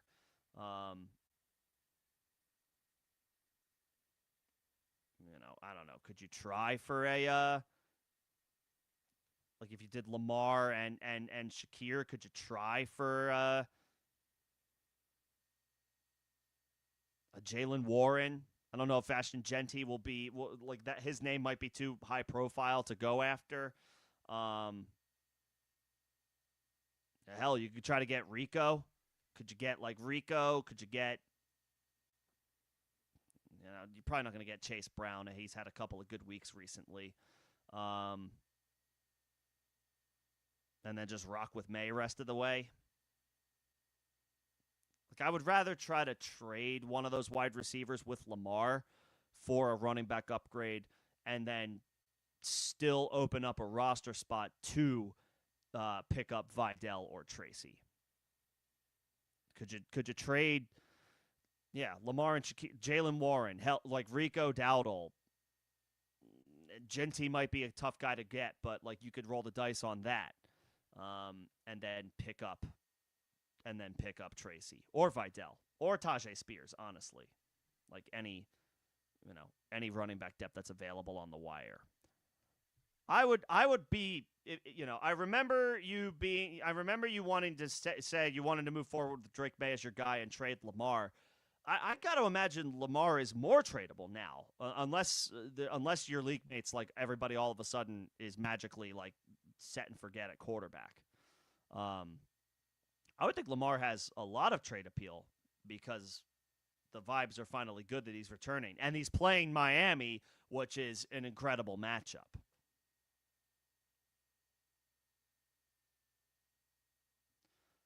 Yeah, I mean the guy who has Caleb should want to upgrade it to Lamar Jackson. Like, okay, fine. The other guy's fine, fair. You're not. That's a tough sell. But the guy who has Caleb, if he's not interested in Lamar Jackson or she, I don't know who it is. If they're not interested in Lamar Jackson and they're willing to just keep moving forward with Caleb Williams, then they are not paying attention. I got to imagine that person has interest in trading for Lamar. And honestly, I'd rather have Lamar than, I know Daniel Jones and Dak have been good, but I'd rather have Lamar than them too. Herbert, Baker, Allen, Mahomes, Jane Daniels. Okay, fine, sure. And somebody in here probably like has Jalen Hurts, obviously. I don't know who, but if they have Jalen Hurts, then obviously the Lamar's a little less appealing. But like Danny Dimes has been good. Like Dak has been good, but like they should want to upgrade as well. You're not going to get Jonathan Taylor. I don't really want Pollard or Chubb. I mean, you're not going to get Gibbs either, but you could be aggressive trying. Could you offer Lamar, and you're going to have to pony up, like, could you do like Lamar and Judkins for Gibbs? That might not be enough to get it done. It might require like Lamar and Kyron. You're going to have to give up a high-profile name, but it's Jahmyr freaking Gibbs we're talking about. You can try. I can understand how that may not work. And I don't really want Pollard or Chubb. You'd have to ask, or you'd have to pony up quite a bit. But it's worth kicking the tires. Going from Caleb to Lamar is a significant quarterback upgrade, no matter how you slice it. So the door's got to be open there for some negotiation. You can even throw in a wide receiver if they need a wide receiver. Yeah, try for Genty. I don't really want to buy Swift. I'm selling DeAndre Swift. I'm not buying DeAndre Swift right now. I'm selling high. Yeah, go for Genty. See, like, do you want Lamar for Genty? You have McCaffrey, you have Javonte Williams. I'm giving you a quarterback upgrade. Give me Genty. He's been, you could try to buy low on him.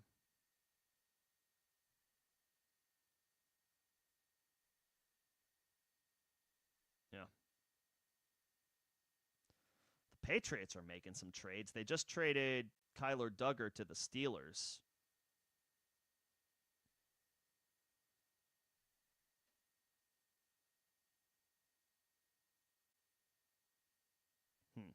Okay. The Steelers are they've been having some serious issues on defense in general. New England sends Duggar and a 7th-round pick to Pittsburgh for a 6th-round pick. So Steelers are looking for some help in the secondary. They get it in the form of Duggar.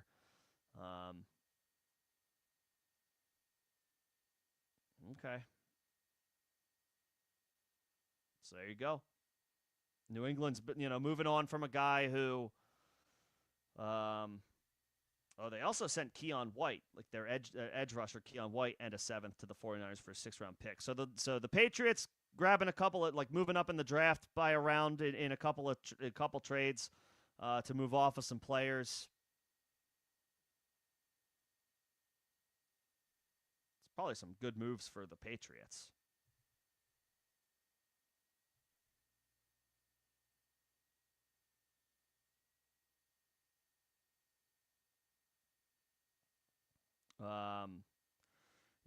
By all accounts, like Duggar, he's a good. I think he's like he can kind of play like that hybrid linebacker spot as a safety. I think injuries have taken their toll a little bit. He once was very, very good. I don't know that he's quite at that level anymore. I don't follow the Patriots defense that closely, so feel free to chime in on that. That's my general understanding, just like a general overview. I don't know how accurate that is. Duggar has been a high-profile player at one point, but I think injuries have taken a toll a little bit on him. So the Patriots are, I guess, shedding some salary and picking up some draft capital. Yeah, like not as good of like not as good in coverage, which that's not going to help the Steelers. The Steelers secondary is not, you know, like coverage is the issue right now. And if Duggar is whatever, Pittsburgh, I guess is they're desperate to add anything that they can give them a spark in the secondary, I guess.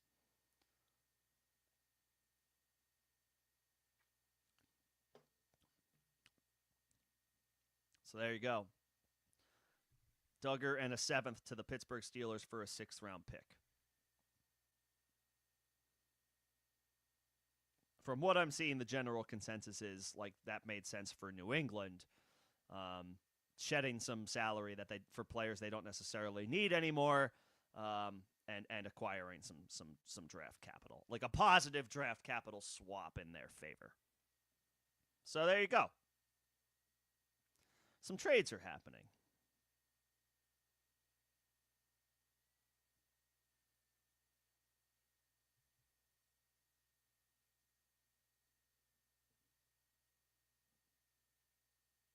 See if there's anything else going on.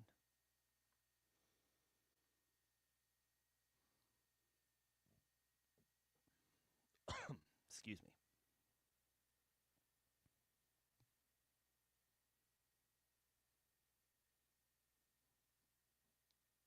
I don't see anything else at the moment.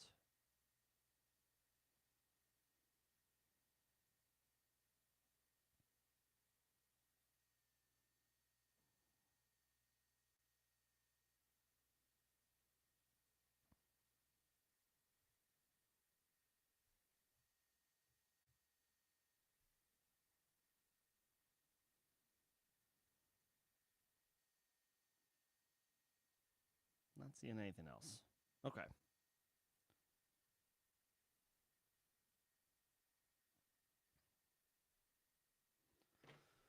All right. I guess we're good. Let's see what else we got.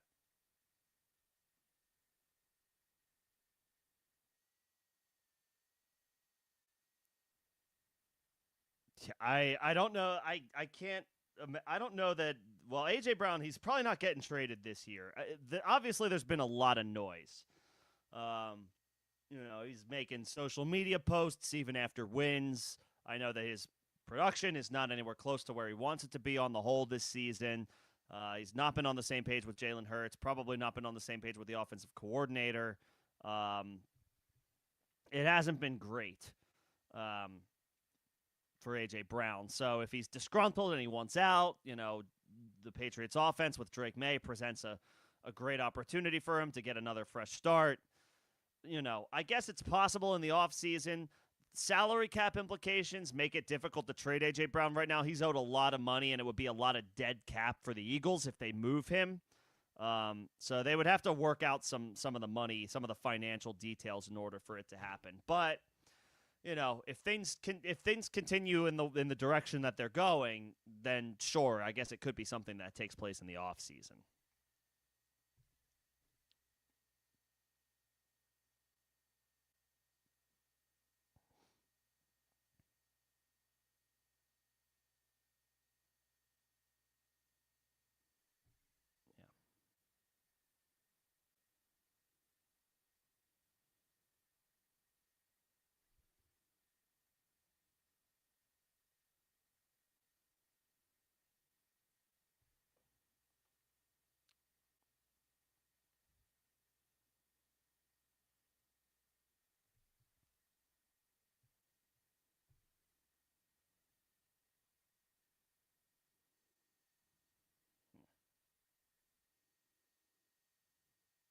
Let's see what else we got.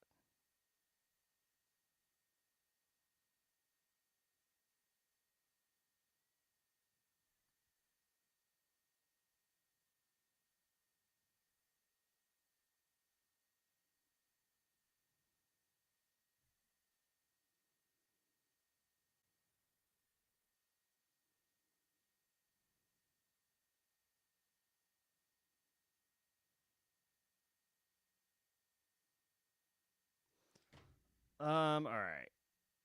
Picking up Tracy over Vidal and starting. So again, with like for me, Vidal is the guy I'd rather have if I have Amari and Hampton. If I have Amari and Hampton and Vidal is still sitting out there, then I want to pair those two together and I can just move from Vidal to Hampton when Hampton comes back healthy. If I don't have Amari and Hampton, then I'll take the chance on Tracy. Um, the Giants have a great matchup this week at home against the 49ers. Their defense is a shell of itself. Nick Bosa, Fred Warner, both gone for the season. They have no pass rush. Tracy's in a good spot to perform, but Vidal's in a good spot to perform as well against Tennessee. I prefer, again, Vidal if I have Hampton and I can make that easy transition when Hampton is healthy. But if I don't have Hampton, Tracy has a little bit more standalone value long term and short term, and therefore that's the guy I would rather have. It's all situational. Like if I have Pacheco, maybe I would prefer to have Kareem Hunt if he's available. If I have Amari and Hampton and Vidal is out there, I'd rather have Vidal. But anywhere else generally in a vacuum, and then obviously especially if you had Scattaboo, I want Tyrone Tracy.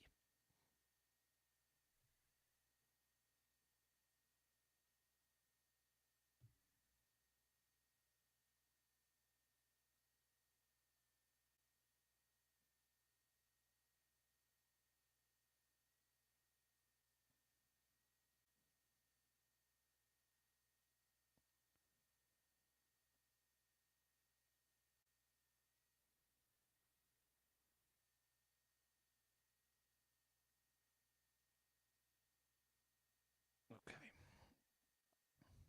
Yeah, like the Chargers' offensive line is better, but the Giants, Tracy has just a better situation, theoretically anyway.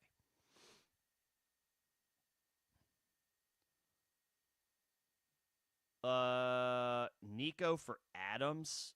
I'd rather have. I think I'd rather have Adams. That's a rare situation where I'd rather have. I mean, Adams isn't necessarily the Rams wide receiver two. He's just a wide receiver one who happens to play with like the best wide receiver in football in Puka. Um, and Adams is all he is just a future Hall of Famer. I mean, Nico's great, but like I'll take Stafford and the Rams and their situation over Houston and their situation. They showed out well. They played well against San Francisco, but Nico didn't get a chance to get in on the party in that game. He missed that game. I like Nico. He's probably a wide receiver one rest of the season, more on the low end. I mean, Adams for me is firmly a top 10, maybe even top 8 guy rest of the way. Um, I'd rather have Adams. Um, and if it requires another piece, like could you just do Chuba, like just a throw in for Chuba? But like, obviously you need the running back depth first. I would try to do Nico for Adams straight up, and if you can make it happen, I definitely would.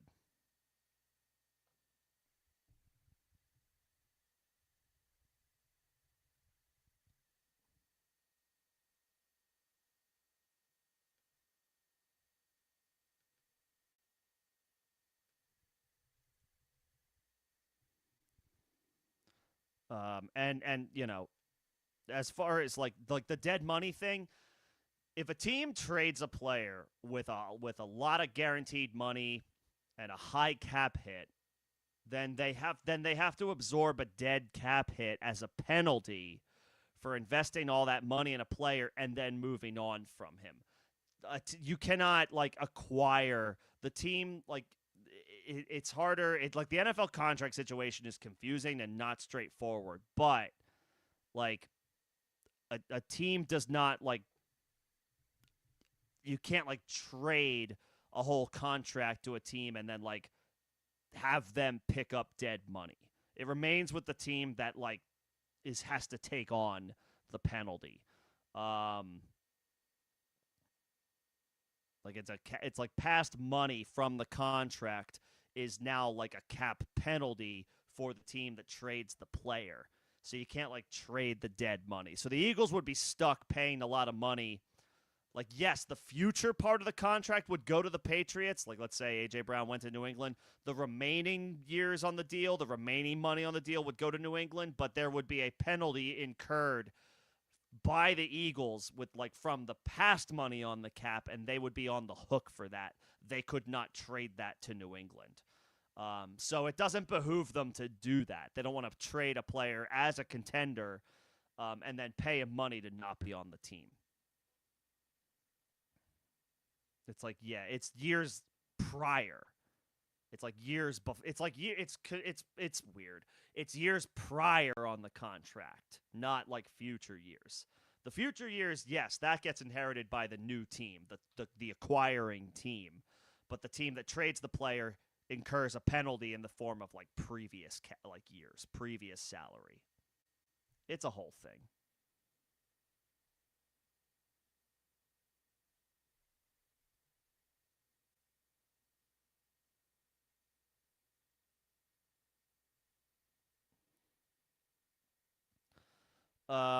You have 45% of FOB left. So I would be, you don't want to blow, I don't think you want to blow all your FOB at this point on a player that might be a lottery ticket but does come in with some risk. I would say, 15 to 20% of what's left. So like if you have $45 left from a $100 budget, spend 7 to 10, 7 to 10 $5. I wouldn't break the bank. You can obviously put your name in the hat. If you want to go higher, I won't tell you not to because, again, running back depth is valuable no matter how you slice it.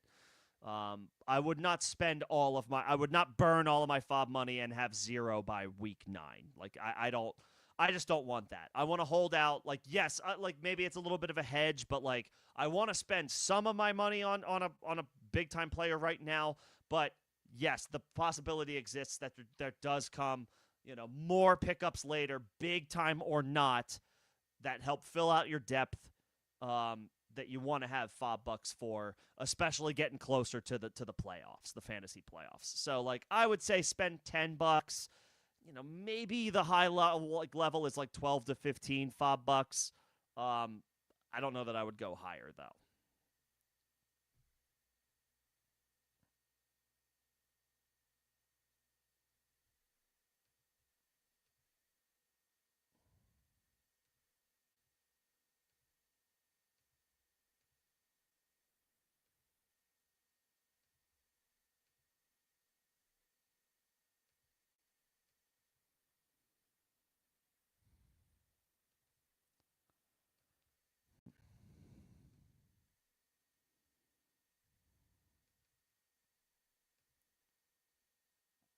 And yeah, I mean if you can get Adams for Nico straight up, I would do that. I would do that. 100%. I would do that.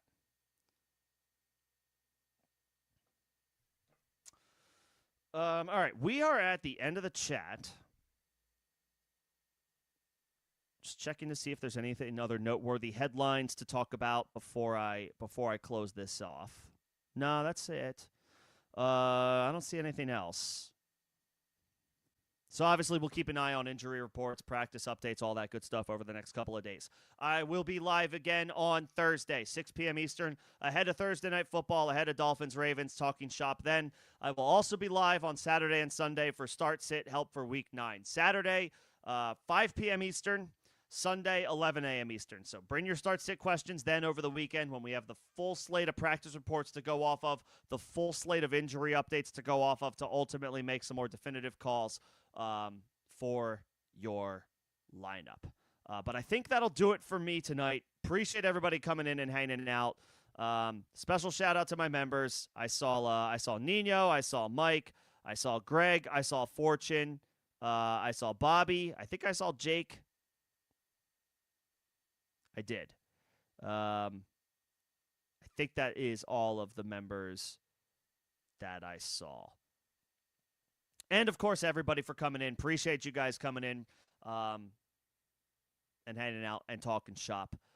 Best of luck with your waiver claims. Obviously, let me know in the form of a comment on this stream or any other videos if you have any last-minute thoughts tonight about anything, and I can get to it as I see it. Best of luck with waiver pickups. I will see you guys on Thursday ahead of Thursday night football. Thanks, everybody. Have a good night.